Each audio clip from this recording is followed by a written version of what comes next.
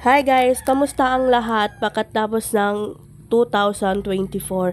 First time ko nga pala mag-upload ngayong 2025. Ito ba nga pala yung New Year resolution ko. Happy New Year nga pala sa atin lahat. Kamusta naman yung mga tindera natin dyan? Mataas ba yung sale? Char.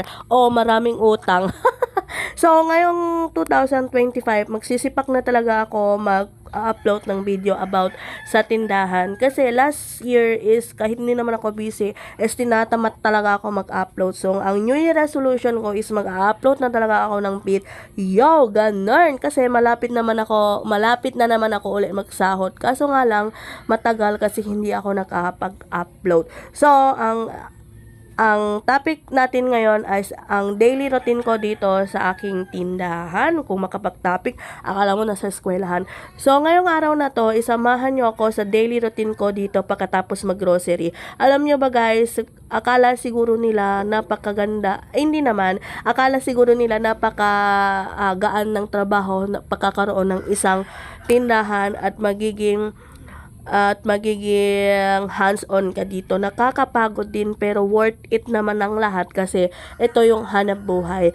Pagkatapos natin mag-grocery guys, syempre pagdating natin dito sa tindahan is mag-aayos tayo ng pinamili natin. Buti na lang may tumutulong sa akin dito at thankful ako sa mga nakatulong dito sa akin yung family ko, kaya tara samahan niyo ako.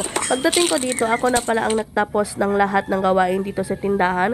Nagwawalis ako dito at nang-aayos ako ng mga karton na pinaglagyan ng grocery ko. Alam nyo ba guys, hindi ko tinatapon yung karton kasi nilalagay ko sa labas kapag umuulan kasi yung daanan is maputik. Ginagawa kong doormat.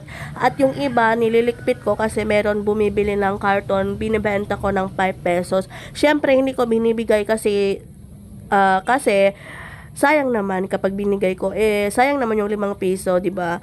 Nakakapagod din yan buhatin. Ang damot. So, ang ginagawa ko nga pala dito is nag-aayos ako ng karton kasi dito nilagay yung grocery. Worth of 10k pala yung binili ko kahapon. Kaya ang daming karton na nilagay kasi Saturday kahapon walang plastic yung mga groceryhan. So, ayan na nga guys. Pagkatapos nga ako maglipit is nagbenta muna ako kasi hindi natin maalis habang naglilinis tayo, may bumibili. Nga pala, salamat sa mga loyal na customer ko. Alam nyo ba guys, may gumawa ako ng raffle. Kasi akala ko makakapag-raffle ako noong October. So, until now, wala pa rin ako nakapag-raffle kasi wala pa akong maisip na maibibigay. I hope next month magkakaroon na ako ng mga pwedeng ibigay at ira-raffle ko sa kanila. At habang nag-aayos ako dito guys, marami talagang bumibili kasi morning pa lang. Ito pala yung mga loyal customer ko nung nakikita nyo.